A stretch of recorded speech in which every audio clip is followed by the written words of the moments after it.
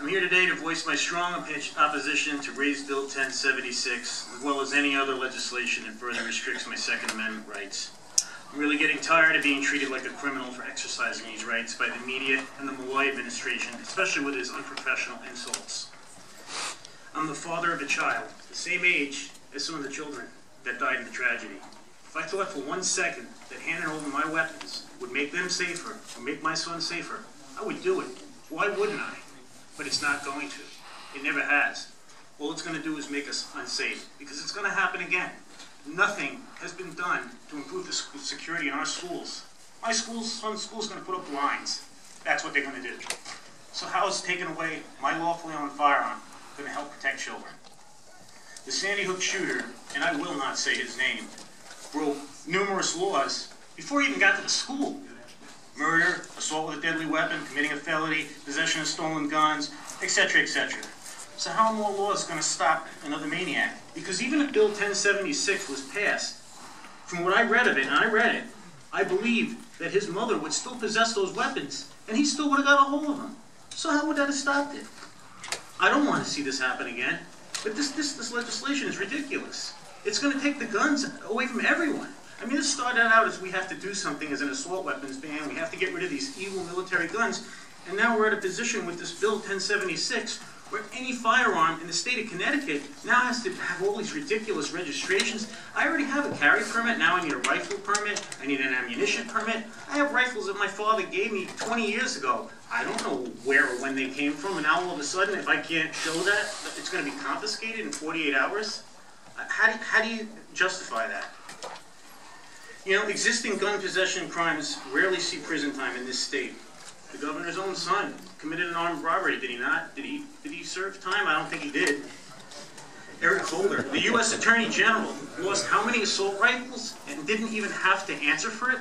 And how many? And weren't they used to kill law enforcement? And I'm going to be a felon?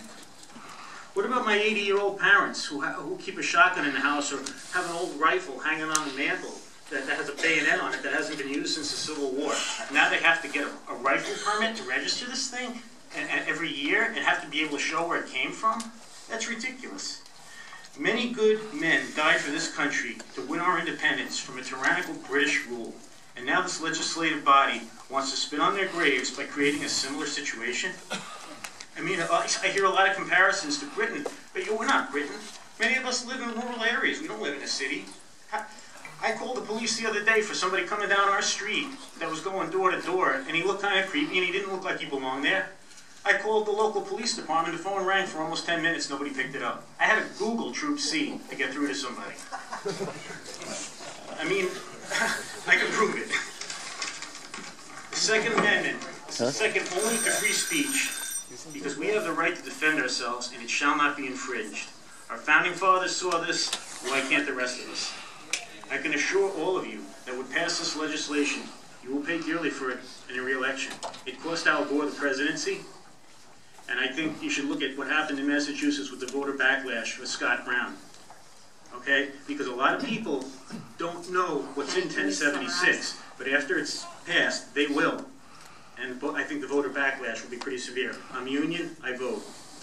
Thanks, Kenny. Are there questions from committee members? Yeah, Representative Vinton. Thank you, Madam Chair. I can see you're pretty frustrated. Yeah, and I understand that frustration out there amongst gun owners who feel that they have been put on the defensive.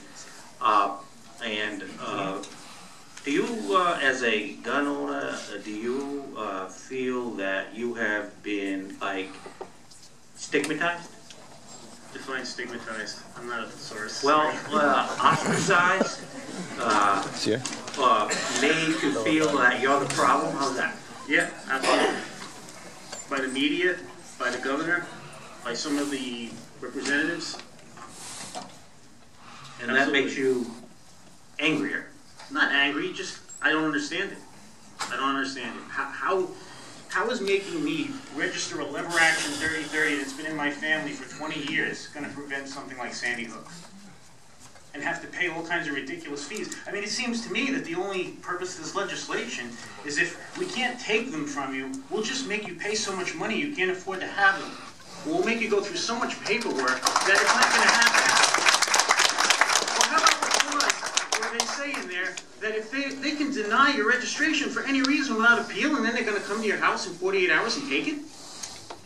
So, do you think that there is, in all of these, what I would have to categorize as anti-gun proposals, an effort to choke out guns from our society? Absolutely. To get guns away from our... You mean, wait a minute, hang on a second. You mean all our society or from law-abiding? Law-abiding.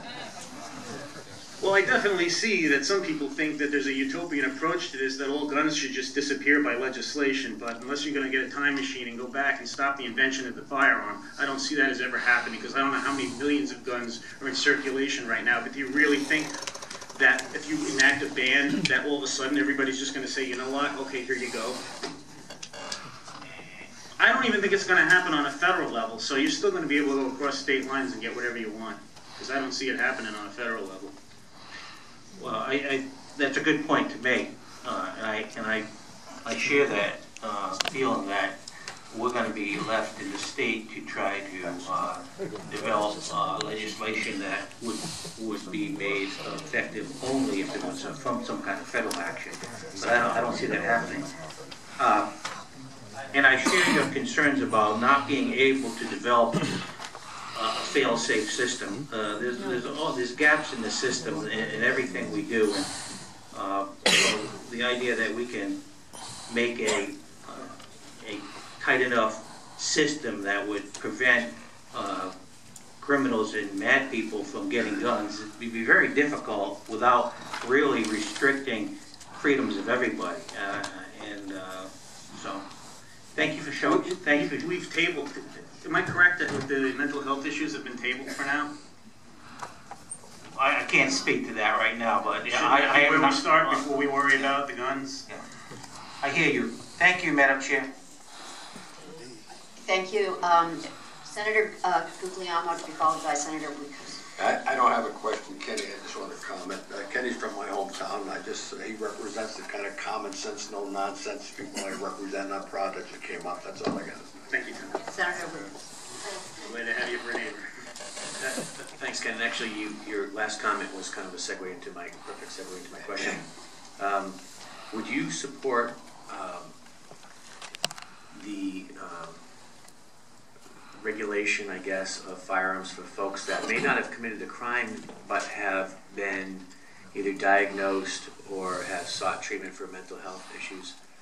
It's tough when we say, we have some things in our lives that if you're a felon, you can't wear. But these are law-abiding citizens for all intents and purposes, but they're having, they say they've been in and out of mental health institutions or local police department or the state police, in your case, have dealt with the individual on numerous occasions and basically know that they're mentally unstable. Do you think we should have policies to prohibit gun ownership for those individuals? I don't think someone that's mentally ill should own a firearm or have access to one. No, I do not. Thank you. Thank you, Madam Chair. Thank you, Senator.